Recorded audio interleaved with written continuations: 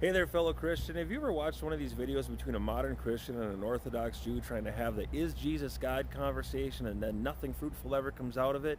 We're going to watch this clip and then I'm going to expose why. Because if you ever find yourself in one of these conversations, even though both of you are not going to agree in the end, you're not going to be laughed at and you will be respected for what you brought to the table. Is Christianity idolatry? Well, let's ask and find out. Is that man that was crucified God? Yes. Do you think that man who was crucified is God? Yeah. Question is, was he God? Yes. You prayed to that man? Yes. You worship that man? Yes. Of course. What's his name? Jesus. He is God? Yes. Okay.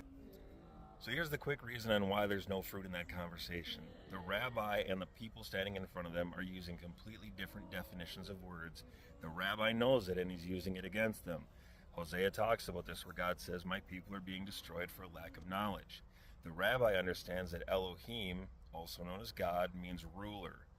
And this word is used for God himself, Jesus twice, angels, false gods, divine counsel, human beings.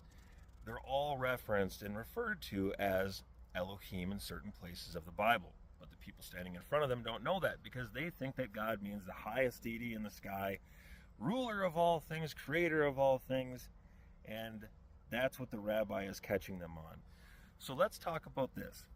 For the Jews, they understand prolepsis. Prolepsis, proleptic. It means to live in the now for what's not yet, but will be.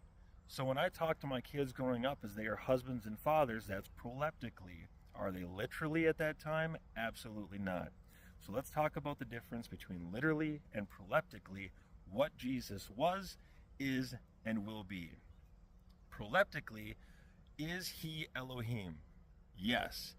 But when he was born as a baby, he was just a baby. When he was a child, he had to learn and to grow. And then from there was a time that came where all of a sudden he became a son. There's a difference between a child and a son, and we can see that in Galatians 4. That to a child, he's no different than a slave. But then a time comes that it's appointed by the Father when he becomes a son. This is what we saw in the baptism, where all of a sudden now he's a son. He's walking around in all the power and authority of the Father, and that's what comes with the title of son.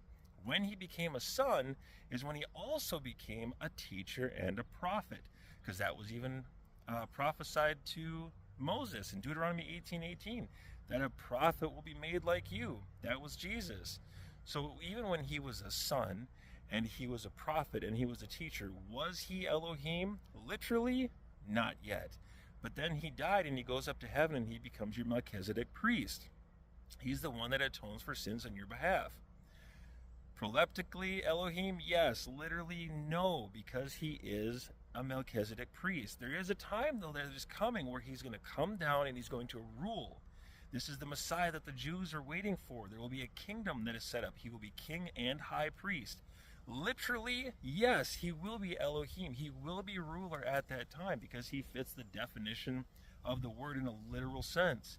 And then in 1 Corinthians 15:24, when it's all said and done, he hands it all back to the Father. Wrap your mind around that. But that is the difference. So if you ever find yourself in a conversation with a rabbi and he asks you, "Is Jesus God?" Say, when?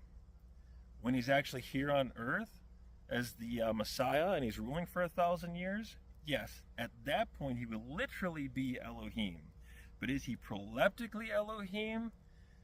Always.